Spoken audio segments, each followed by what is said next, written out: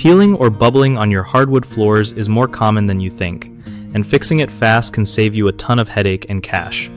So, first off, you gotta figure out if moisture is the real culprit. Check for any leaks or high humidity spots around your floors because water's the sneaky enemy here. Next, don't just slap new finish over the old stuff. That's like putting a band-aid on a broken leg. You need to strip off that old finish completely. Otherwise, the new coat won't stick right and will peel again. Use a chemical stripper or rent a floor sander to get down to bare wood.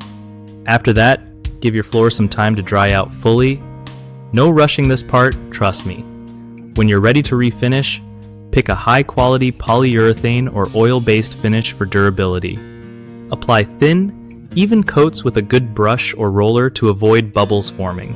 And always sand lightly between coats to keep everything smooth and help each layer bond better. One of the biggest mistakes with peeling or bubbling floors is ignoring the moisture problem. If you don't fix leaks or control humidity, your new finish is doomed. Another common slip-up is not removing the old finish completely, just painting over it causes peeling almost immediately. Lastly, applying thick coats or skipping sanding between layers leads to bubbles and uneven surfaces. To fix these, first sort out any moisture by checking plumbing and using dehumidifiers if needed.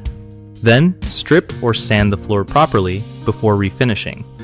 And when you apply your finish, keep it thin and sand lightly between coats so it stays smooth and lasts longer. BigHomeProjects.com helps homeowners find trusted local contractors who know exactly how to handle floor refinishing and other home repairs.